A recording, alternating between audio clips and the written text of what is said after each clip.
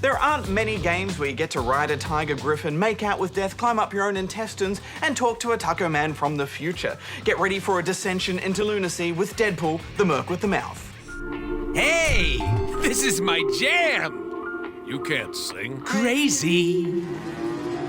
I'm crazy for feeling so lonely. You dicks hang out here often? See, he's like an angel. You like tacos, Wade? I'm crazy for trying and crazy. Nuts, this is gonna hurt. You know what Daddy likes. Deadpool is perfect for video games, isn't he? Yeah, if ever there was a character to take a genre and turn it on its head, it's Deadpool. Oh, we love side-scrollers. This is a third-person brawler, and we'll get to the gameplay in a minute, but first, let's talk about who Deadpool is and how they've approached him here.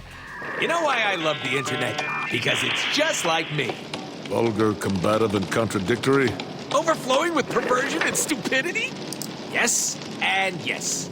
He's an unstable mercenary and an anti-hero who likes to break the fourth wall and talk to you directly, when he's not talking to the voices in his head.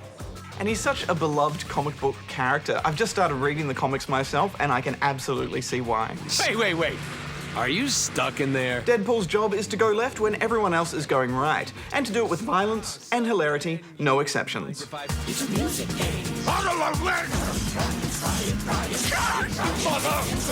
You just never know what to expect with him, do you? There's a maniacal joy to his insanity, and he says and does things that I think we all wish we could say and do in video games anyway. We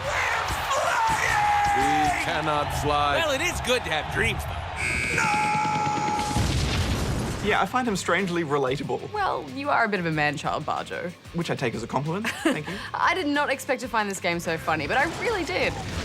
Is your primary means of transportation belly flops? Yeah, the surreal insanity of this game and some of the game design reminds me a lot of a Suda51 game, except actually funny. Deadpool is voiced by no other than Nolan North, who you might know as Nathan Drake from the Uncharted series. Nolan, hey, what's up, buddy? He's voiced him before and nails it here again. That sounds awesome, Deadpool. Listen, I had a different take on it. Yeah, well, f you, Nolan. And as a testament to Nolan's skill as a voice actor, I didn't even pick it was him until after the game had finished. Neither did I. In fact, I think this is some of his best work. So the story begins with Deadpool wanting to be in a video game. He calls the developer of this game, High Moon Studios, to talk business. We're gonna pass on your big game idea. After some explosive convincing, the game begins and Deadpool is off on his first contract. Yoink. My favorite part of this whole first section is that he wasn't happy with how it ended, so he rewrites the whole thing, blowing the game's budget, and then he's forced into this. Oh, I love old 8-bit games. There's a pop culture reference and gag at every turn, and of course, plenty about video games. Pull that lever to open the gate. Okay, I'm pulling this lever right here to open the gate. This lever. High Moon Studios have just completely embraced this character, haven't they? Yeah, I mean, the writing is witty and fast-paced, and it's like they've just thrown in every idea they could think of to keep this game fresh and crazy at all times. My website got 15 million hits the weekend we announced. 1 million one? 1 million two? This is the same developer who brought us the recent Transformers game, and the fan service was excellent there too. Now let's roll out. Wrong franchise, buddy. Wolverine! There are also backstories in the characters he meets. If you're quick enough, you can hit a QuickTime event during the character introductions and get an awesome comic book catch-up on who they are.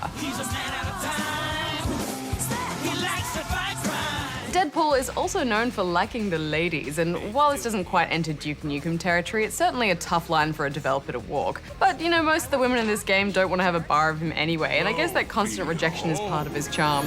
Number one fangirl is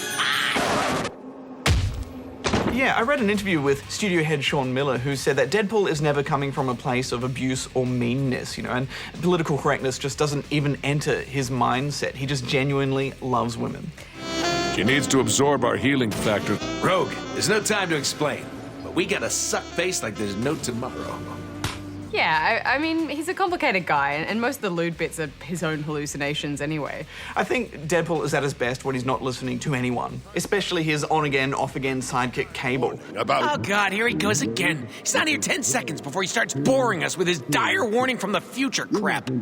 Sinister has knocked out the X-Men by broadcasting. This could explain a critical plot point. The survival of Earth entirely depends on...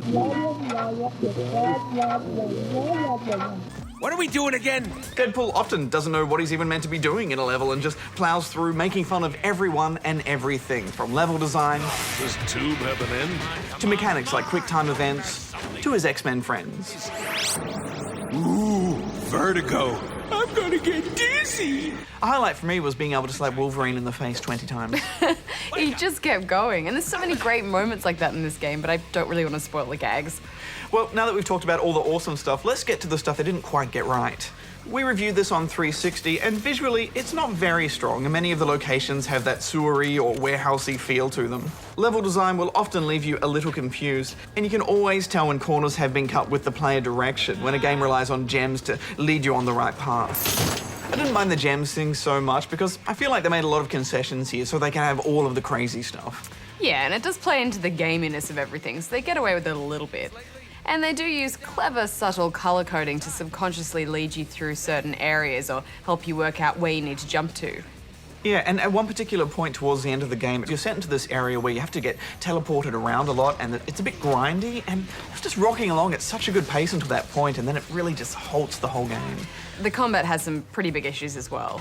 You have 3 weapons, scythes, swords, and hammers. They all feel quite different to wield, but only the scythes feel fluid and fun. The unlocks are rewarding though, I mean, each one mattered, and it's a fun skill tree to fill out. Yeah, I think they nailed the gunplay though. It's always hard having gunplay and swordplay in the same kind of combat. But they've done a good job here of balancing it so that you want to lock on and readjust for those rewarding headshots. It would have been nice to have a bit more variety in the combat. I think it's safe to say that it's pretty average. Yeah, I mean, it's not the most spectacular gameplay overall, and you may encounter the odd glitch or dodgy animation, but mostly Deadpool is about the lols, and there's plenty to be had. Hey, aren't you gonna make a joke about us putting our thing in that thing? That's too easy. So much so that you'll likely find yourself forgiving the flaws pretty quickly just to get to that next joke. Skeletons with outrageous French accents. Well, we should wrap this up, but I think it's fair to point out that this game was more than twice the price on console than it is on PC, and I don't think that's fair because it wasn't really a AAA game. It's not quite 6 hours long, and I don't think I can recommend the console version. Yeah, I mean, this is a trend we're seeing more and more with digital download PC games lately, but, you know, since we reviewed the console version, I think we should score that, and based on that, I'm giving it 6.5 out of 10. Yeah, I had a great time with this game, but I'm going to give the console version 6.5 out of 10 as well. Roll credits. We're done here.